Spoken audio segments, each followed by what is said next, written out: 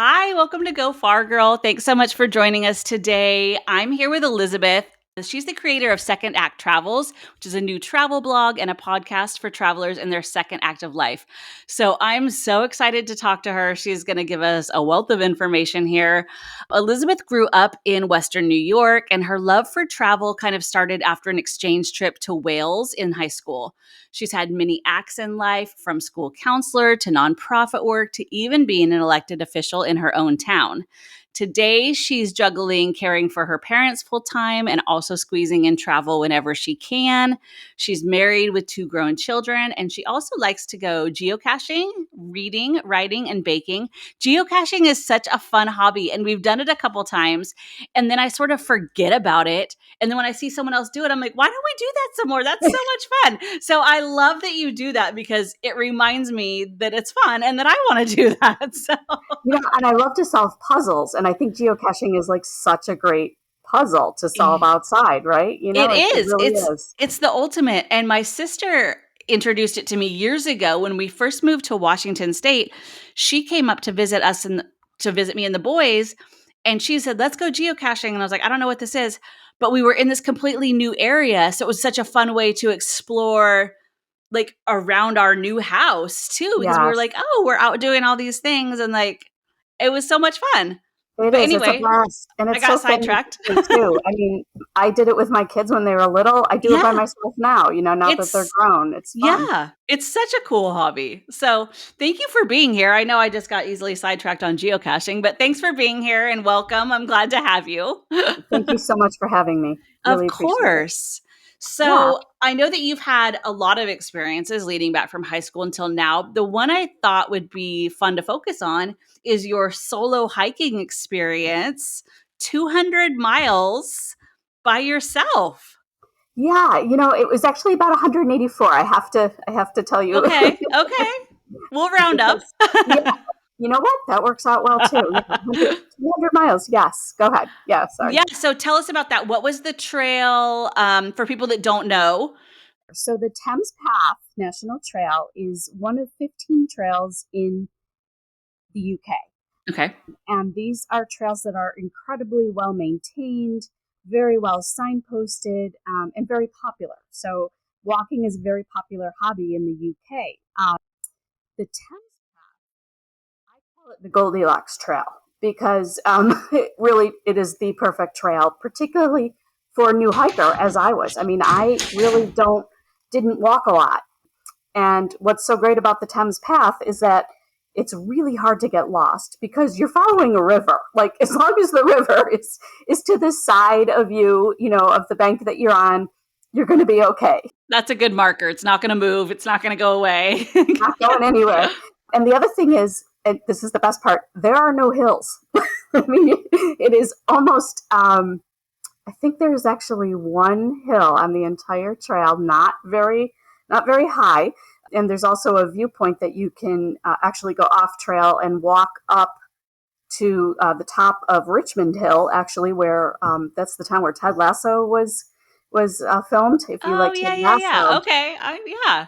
so up on the top of Richmond Hill is actually a protected view of the River Thames, so that nobody can build anything or do anything that would impinge upon that view. So it's a protected view, which, Amazing. yeah, very cool. Yeah. So it starts in the Cotswolds and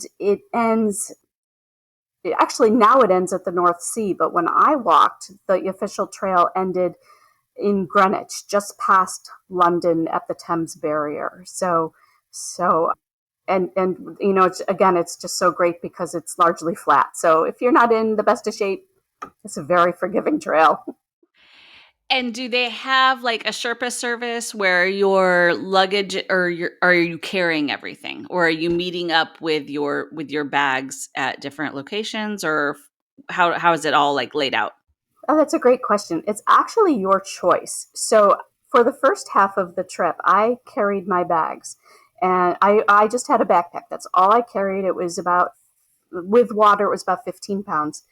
But then you can, if you would like, hire a service, and there are plenty of luggage services for all the national trails that will pick up your luggage in the morning, pick up your backpack, take it to your next destination, and you're good to go. And I guess that's the other thing I want to say, if I could just, add this in, is that this was not like hiking the Appalachian Trail. I mean, every single night I had a bed in a hotel, with a glass of wine. It was really in hiking, Yeah. which is also a great thing for beginner hikers too.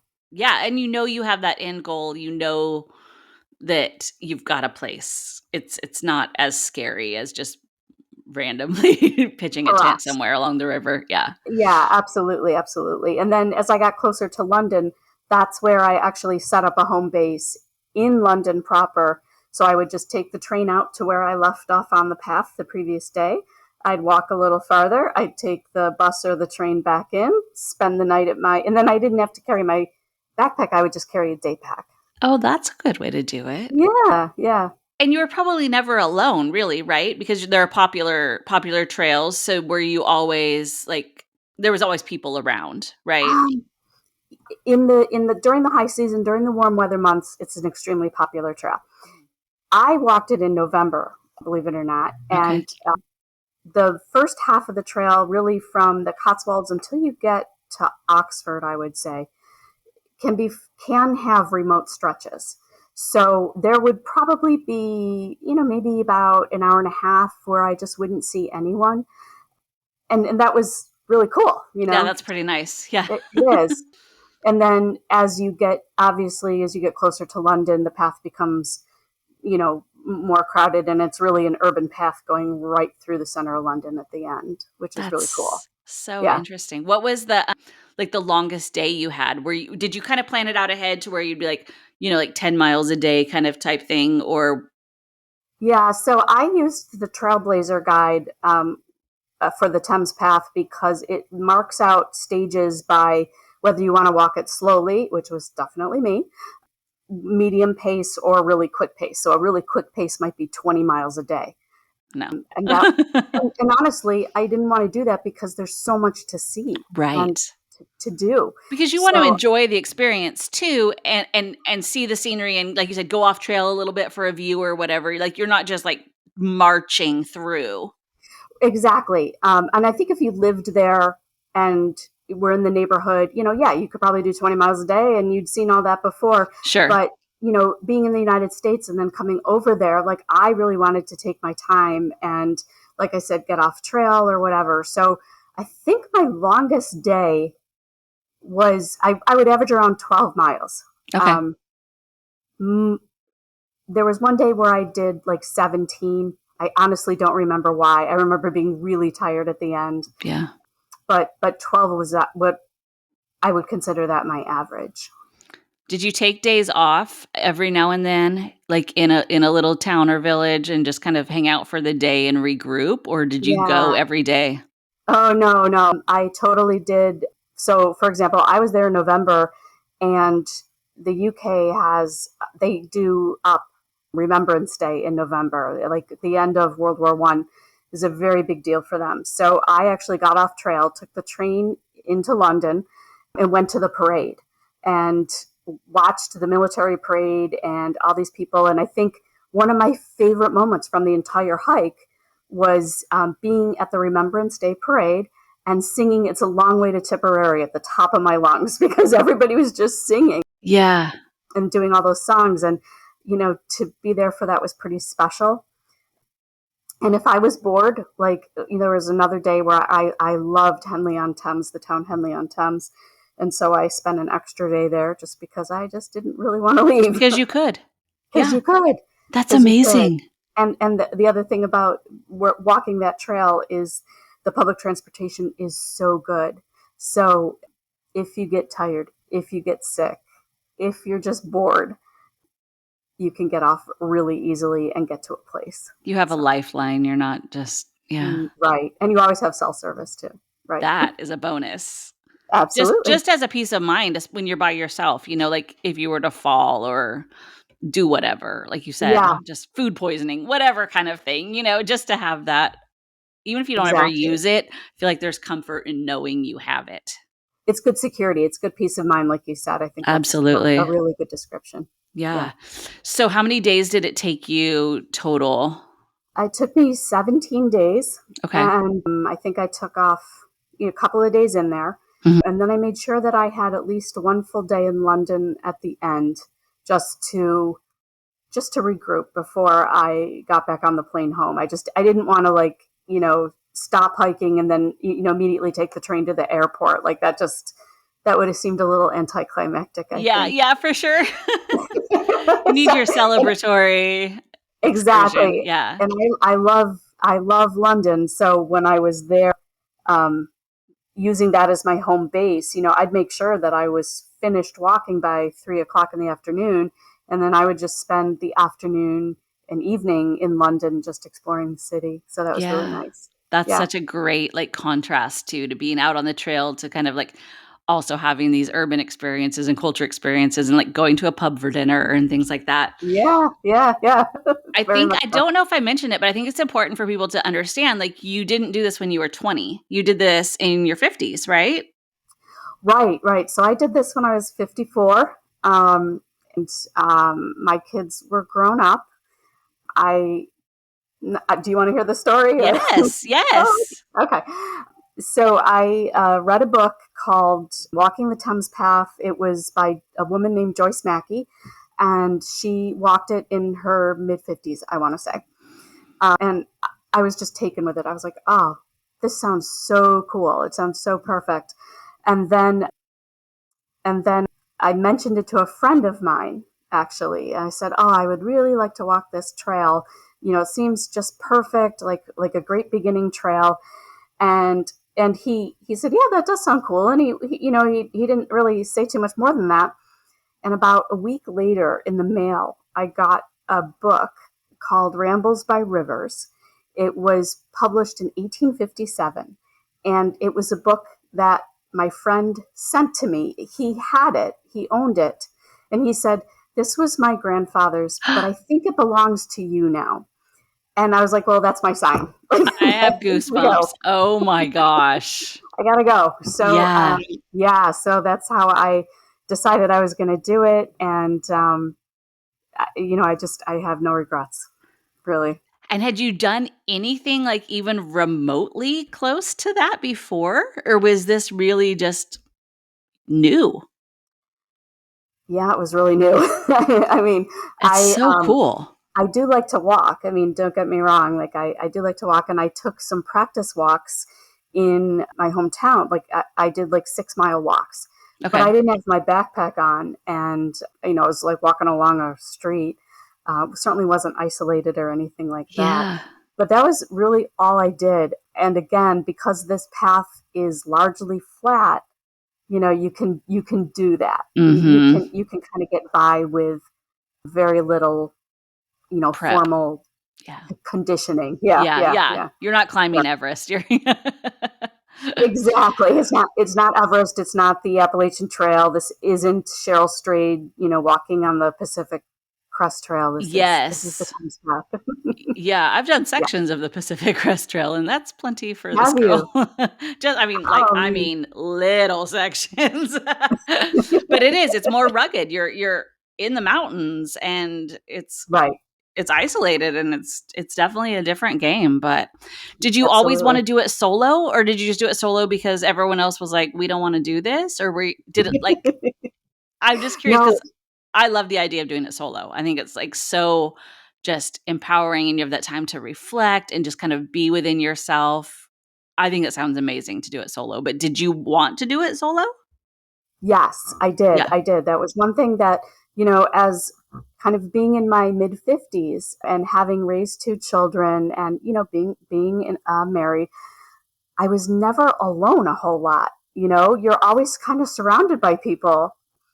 And so I thought, what would it be like to just travel alone, like just Yeah. to be by myself? And Yeah. so I really did want to do that. And frankly, I did it a lot to really confront my fear, because I think that women are kind of conditioned to be afraid of being alone, Yes. and even traveling alone in particular. So I was like, you know what?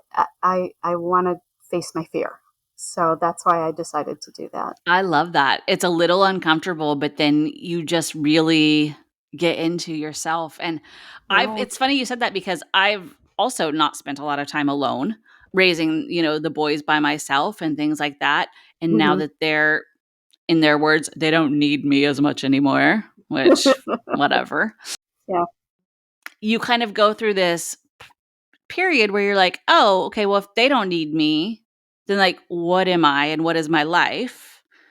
And also all of my friends and hobbies were tied to their friends and hobbies. So now like mm, what do I do? interesting. Very, And so it very was kind of just like interesting. this whole thing that I was like, well, I guess I better figure out who I am at this point and what That's a I really want to do. And so I mean, it's just interesting. I've been thinking since you were saying that it really fits kind of what I'm going through and kind of like that desire to try to be by myself and try to just figure out who I am without being something for someone else, I guess. that's just really well said, honestly. And I think very much what I was going through. Yeah, I think there's also something to be said for, not wanting to spend the rest of your life sitting at a desk for sure. for sure, right? But yes, trying to figure out exactly where my passions are now that the kids are out of their house and on their own, and trying to figure out, well, what's the next chapter, what comes next, Yeah. how do I make that meaningful. And you're Yeah. right, it's very much an internal process, and I would say walking is one of the best therapies for just looking internally and S- Yeah. self exploration. Yeah, so cool. Did you have moments on the trail that were more difficult for you to where you really like or where you discovered something that you didn't expect to like within yourself? You're like, "Oh, wait, I didn't know if I could do this, but now I can," or "This is harder than I thought." Did you kind of have or was it just like this joyous, lovely experience to where you were Oh free and gosh. walking? No, there were definitely hard moments. I mean, as I said, you're kind of conditioned as a female to be fearful all the Mhm. time.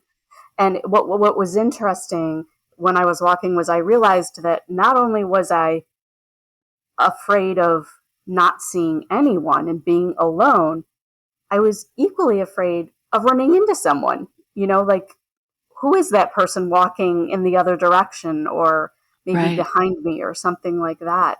So there was definitely a lot of, I guess, just a lot of soul searching about, are you really going to be afraid of absolutely everyone, that you come across?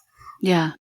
Does the person walking their dog really pose that much of a threat? you know and part of it is it was November. It was certainly chilly out. It wasn't winter, but it was chilly out, and I thought, this is crazy. Like, I don't think that people are really sitting in the grasses waiting for somebody freezing to death because you would get cold if you didn't keep moving. So I like that makes sense. Like Did I you find the longer you walked, the less that happened though? That you were less on edge when other people were around? Did you for kind of work sure, through that? Yeah. for sure. And then other times I've done a couple other hikes since then, and yes, I am far more relaxed than I was when I started. Yes, Yeah. something you get accustomed to. Which is great, right? It's like exposure therapy. You're like, "Well, I'm in it, so" Yeah, yeah, yeah. You obviously you don't want to be stupid. You want to be careful and smart and be aware of your surroundings. That never changes. But yeah, there's more to there's a lot to explore and see in the world, and we shouldn't be afraid of it. And I think humans, there's more good humans than there are bad, right? So we tend to focus on the bad or expect the bad, but generally, people don't care what you're doing. They don't care that you're walking. They're just walking too. They're just like you said, walking their dog. Like they probably don't even notice you half the time, but you're so like in your own head that you think like it's. Well, yeah, I mean, because you have a lot of time to think, you definitely your imagination can get away from you.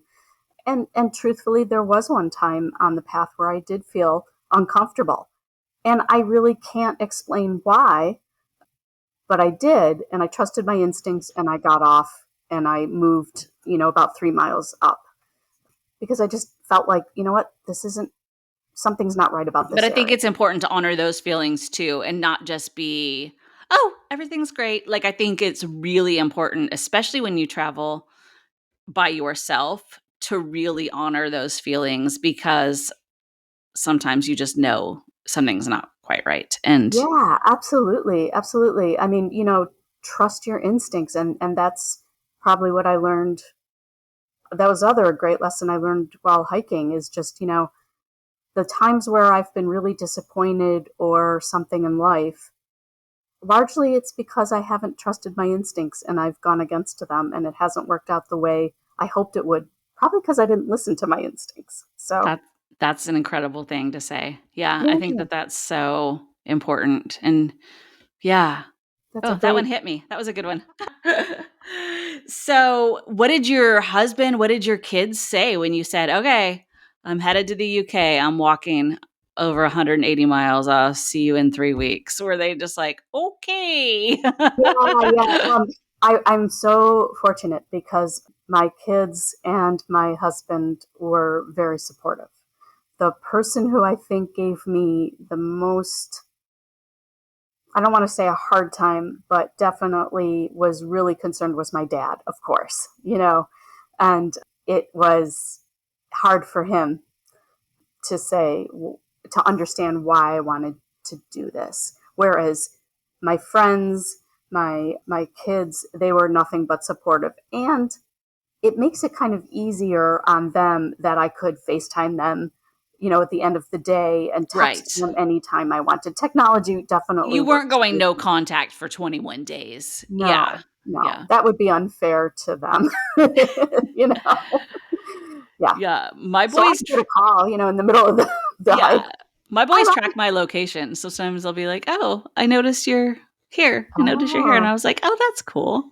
Like, that's a good one. Yeah, I should have yeah. probably done that. I did have a group text where I let everyone, like my mom, my dad, my mother-in-law, know where I was at the end of the day. Here's where I am. Yeah. So, And yeah, that's that's just smart travel sense too. I mean, more than like for their own good sense. Like it's not wise just to like be completely off grid on your own with nobody knowing where the heck totally, you are or what your plans are for the totally. next day. So, I mean, Yeah, that's a that's the good number one lesson for rule. You everyone always get. listening. Yeah, like even if you want to go solo, that doesn't mean you're allowed to just disappear off the face of the earth. Like you still need to have some sort of, you know, contact and connection to where people can make sure you're okay.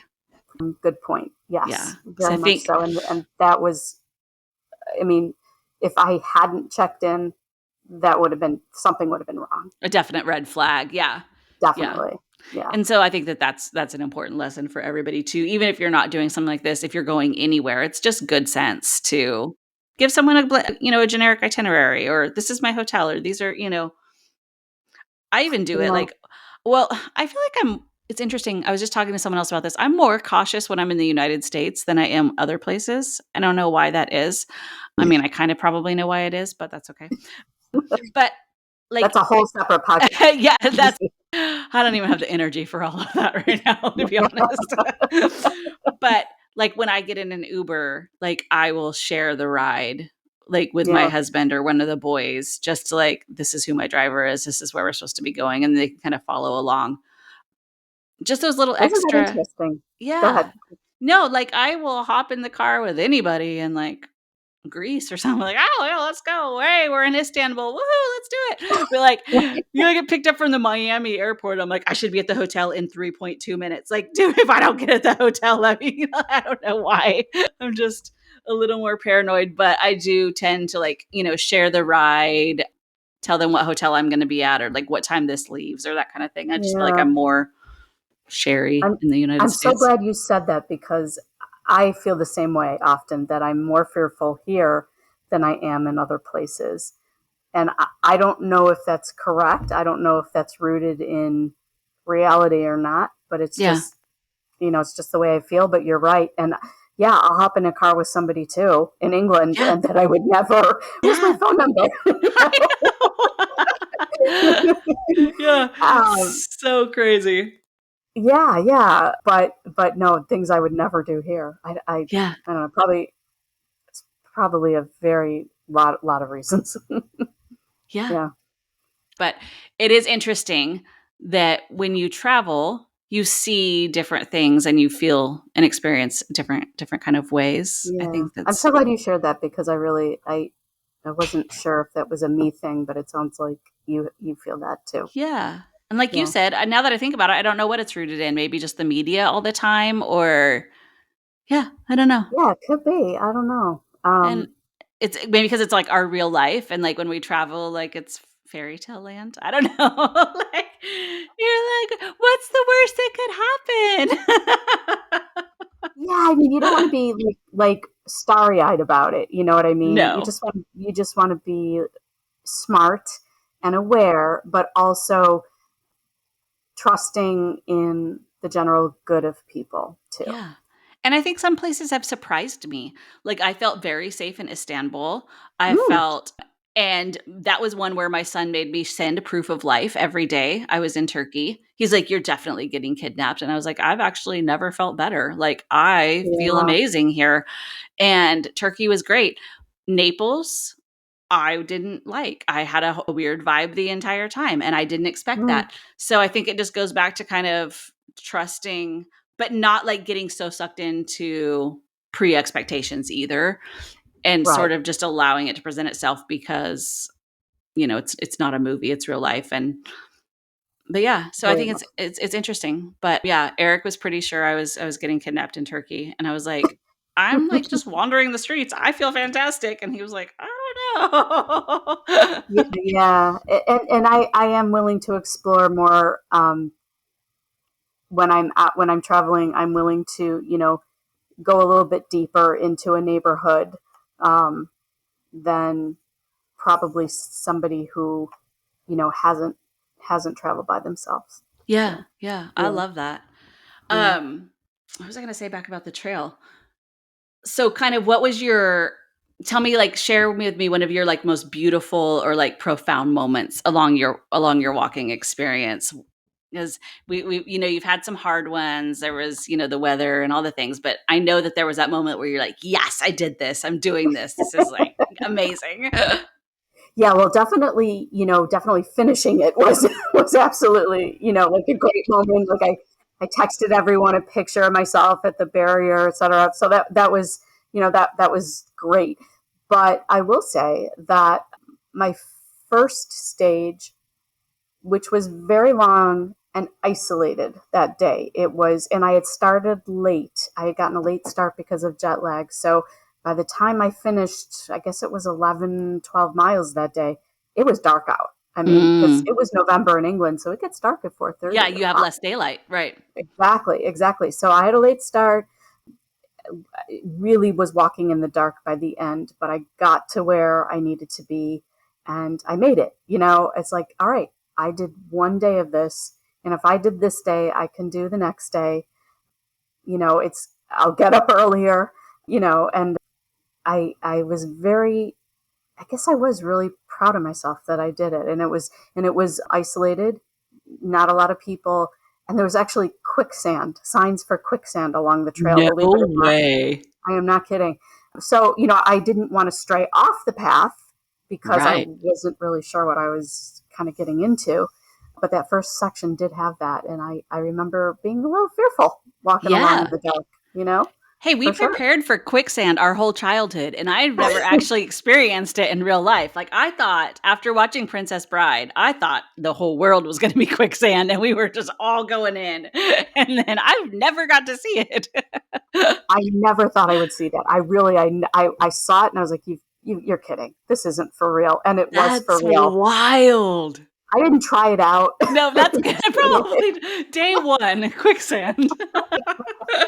And I think the other time that I was really, again, had to really overcome, I gotten stuck in the mud on my third day hiking, and it was just I went off trail. You see, you should never go off trail.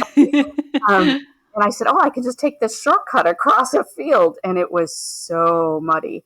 And when I got to the other side of it, didn't want to go all the way back, but I said, all right, I'm just gonna find a shallow area and walk through. Yeah. And I I was stuck up to my knee, wet, and no waterproof shoe is going to help you when you're No. submerged. No. So, but you know what? I got out. I had my backpack. I changed. I, put on a clean pair of socks, and Yeah. I made it. I did it. Yeah. Heck yeah, you So did. That's you learn a lot. amazing. You learn to rely on yourself. Why did you do it in November? Was it just the way the timing worked out for you, or did you specifically want to do it when there was less people? A little bit of both. I always joke that I did it in November because I'm afraid of snakes, and I didn't want to see any snakes. I do joke about that, but yeah. So there were no snakes. Yes, I like off season travel, and that's kind of what my niche is right now. Is going traveling when other people are home Okay. and having a very different experience because I'm not dealing with crowds and fighting for a reservation at night for a place to stay or something like that. So that's what I've been focusing on with traveling lately. And so I decided that that was just going to be, it's going to be off season. It's going to be an off season hike. Let's just see what happens. Okay. I love And it that. was, yeah, it was great.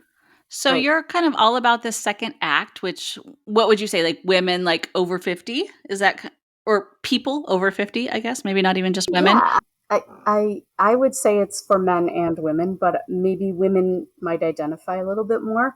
But I think that age from 50 to 65, let's say, is, you're not a senior citizen, you're not a 20 something or a 30 something, you're kind of in the middle there, your kids have grown. I think it's an interesting place to be in life.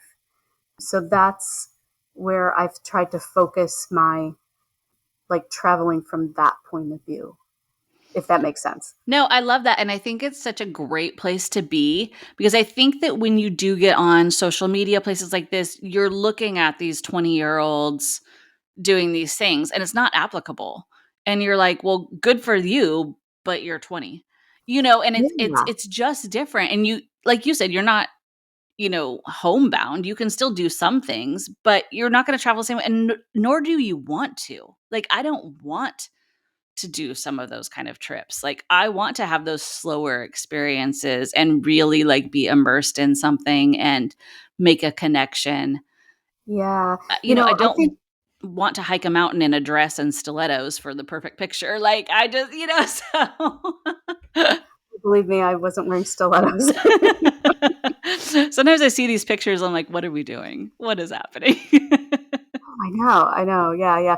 I mean, I think like there's certain things. First of all, you know yourself a lot better, so you know your passions.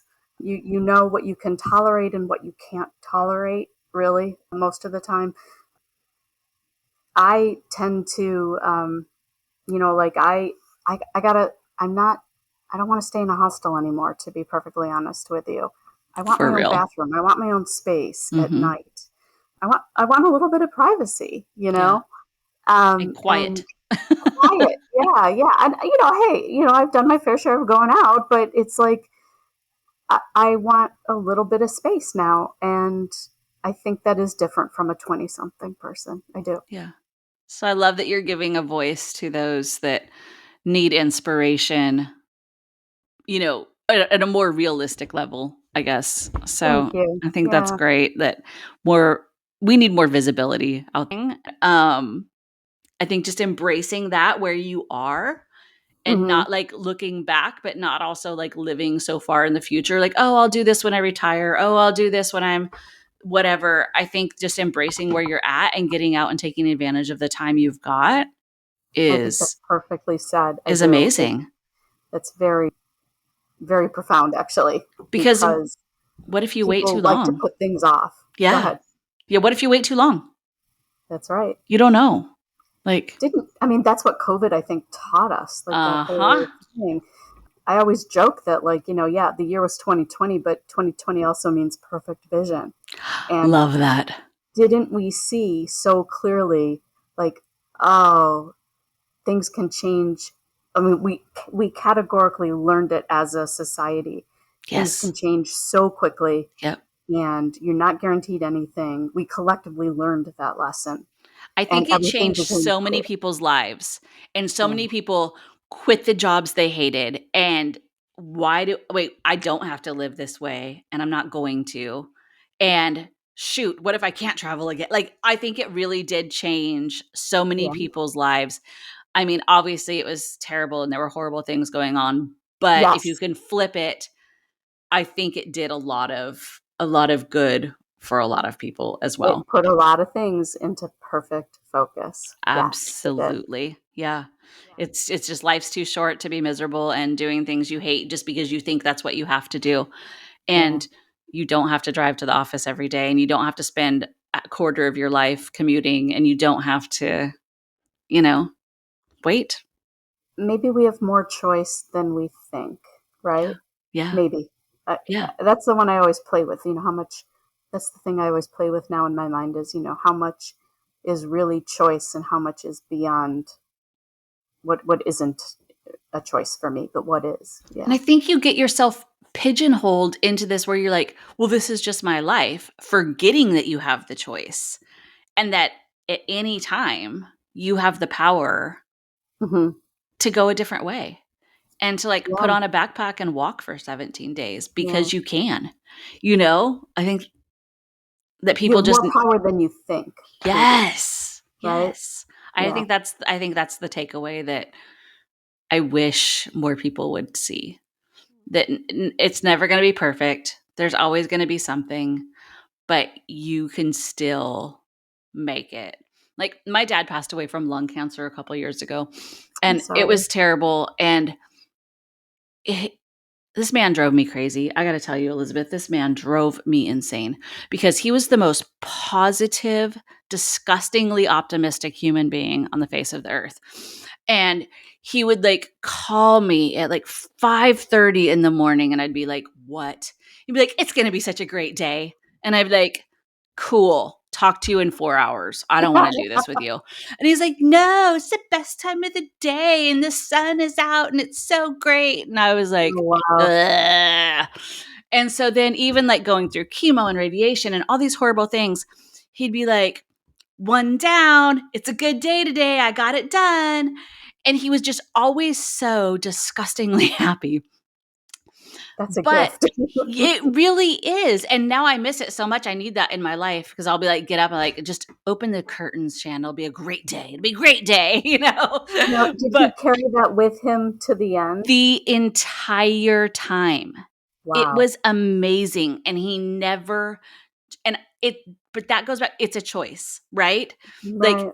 he was not having a great day. He was Mm. having a really, really crappy day, Mhm. but he wouldn't tell you that. And Mm. he would like, I think he really believed it sometimes that it was going to be a great day. And that's the choice, right? Like, Yeah. that's the choice. How And lucky you were to walk with him, to journey with him. yeah, and I'll tell you, I protested every step of his happy little way because I was just like, like I would like force myself to be grumpy just because I was like, no, it's not a good day. It's too early to be a good day. Hard. I mean, I don't know if I could do it, and I hope I don't have to find out. I know. I hope I, but I imagine that it was very hard for him sometimes to make that choice. Yeah, and I Not, think I that don't know we if I do could that do it. on a lesser level, right? We're not fighting the battle that dad did, Hmm. but we're still making those active choices every day. We could sit on the couch and just be like, it's raining. I'm not gonna do anything. Or it could be like, "Ooh, you know what? It's raining. Maybe like this waterfall will be like raging right now. We should go check it out." I don't know. I think we just always have that in us. I think it's just easy to push it aside and get just Oh, for sure. Very lazy with our easy. lives, just to like Very go on easy. autopilot. Yeah. And It's you hard to live know, mindfully 24/7, 365. it really is, and that's not realistic either. Mm. I think you do need those times of just like, but as long as that doesn't become your entire personality. Yeah. Yeah. S Yeah. What would you say to someone who is in this second act of life and who is maybe a little hesitant to take that first step, what would you tell them after you've done all of these things? Oh, that's a great question. First of all, I think that baby steps are good, and it's okay to be afraid. You know, I'm afraid sometimes, right? Yeah. I believe it or not, I hate to fly. Like I'm scared of flying. And so, but I have to again make that choice. Am I going to let that hold me back? Or am I going to work through this and maybe have an amazing experience, right? Yeah. Hopefully. Yeah. And I that's what people who are interested in traveling either solo or at this stage of life, they have to again make that choice that I don't want to be held back by something. I'm in good health. I'm feeling well. I'm going to go and take advantage of this opportunity because you really don't know when that could change. So I would say baby steps are okay. You don't need to climb Mount Everest. You don't need to hike the Appalachian Trail your first time out. Just going to maybe a different country that maybe speaks English so that you're not Yes. struggling with the language, ease into travel with and then push yourself out of your comfort zone little by little is what I would say. I It love that. doesn't have to be, you don't have to throw yourself in the deep end. Yeah, I love that. And then if people are interested in the walk that you did, what Yeah. is a good resource? Do you have that on your blog? Do you have writing about that, or did what resource did you kind of use to help plan that out in the first place? Because I know people will Yeah. want to do it. Okay. So I did write a very long, length, in depth blog post about it. And I did list all my resources Great. there on my blog. So I'll put a Second, link to that in the description for people. Go perfect. ahead. Yeah. And then the other thing I did, if you're not so much a visual person, is I made 10-minute podcasts and I just broke the trail down into preparing for the trail, packing for the trail, resources that you need to have with you on your phone. And I think what the very best hiking guide is. And I put that in a podcast format, just 10 minutes each, so that you could listen to whatever you needed very quickly. And then I'll probably do one more just about, maybe accommodations and the different types of accommodations on the trail or something. Yeah. That's amazing. That's a great resource. So, what is the name of your podcast? Where can people find you? Tell us about your blog, your podcast, all the things where people can follow along. Sure. My blog is called secondacttravels.com. And my podcast it's the same, Second Act Travels, and it's all 10-minute podcasts. And then you can find that on Apple and Spotify and the usual platforms. And then I'm also on Pinterest. I tend to like Pinterest because I like the visual quality of it, Yes. the visual imagery and search engine, and Instagram. Is that Second Maybe Act Travels as well? Second Act Travels as well. Maybe I'll start a Facebook group, but right now I just want to concentrate on Pinterest and Instagram. I love that. So I'll have all those links in the description so that you guys can check out Elizabeth's stuff and follow along with her. And then I'm sure if you guys have questions about the walk, she's happy for you guys to reach out through her blog. Yeah, totally. You And can email me at elizabeth@secondacttravels.com. It is easy to contact me through the blog page. So yeah, go right very ahead. cool. It's one of the things I love about the travel community is people who have experiences are so happy to pass that forward and to share, like, because you're excited to talk about it. So if someone's like, "Oh, I need help," you're not like, "Oh, great, now I got to talk about this again." No, you're like, "Yeah, No, heck yeah, let's do it." it's a generous community. I It really mean, is. they're just the travel community is out to help other people, make their travel goals come true, Yeah. and it's all just very good vibes. I would agree with you. Yeah, you can Yeah. really learn a lot just hanging out with people who travel, just so many different life lessons and things that you didn't even know existed. I was just talking to someone a while ago who wants to like ride a horseback through Mongolia. And I was like, "Wait, what's happening? This is crazy cool." Like, never crossed my mind, but like, you go, girl. Like, Oh my gosh, that's amazing. I'd never have thought of that.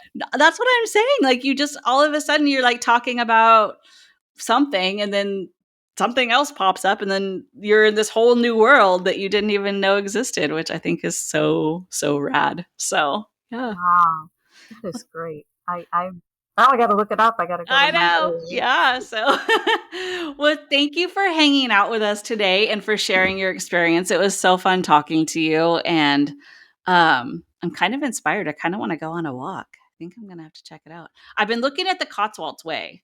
Oh yes, yes, I want to do that So, one. yeah. So I was Go kind do it of together. looking at that. Yeah. That'd be so fun. We could do like a little Yeah. group trip. But So I didn't yeah, that's realize, I guess, that there was other options. And I do like the flat option. That sounds kind of delightful. it is, and the Cotswolds is pretty flat too. I mean, Yeah. there are some hills, but they're kind of rolling hills. But I Yeah. really want to do that path. That's Yeah. on my bucket list. But yeah, the Thames Path. If you really don't like hills, Thames Path is definitely the way to go. I love it so much. All right. Thank Well, you good for hanging luck. out with us. All Well, right. thank you, Keep and in thank you touch. again for having me. All right. Appreciated it. Uh-huh. Take care. Bye. Bye.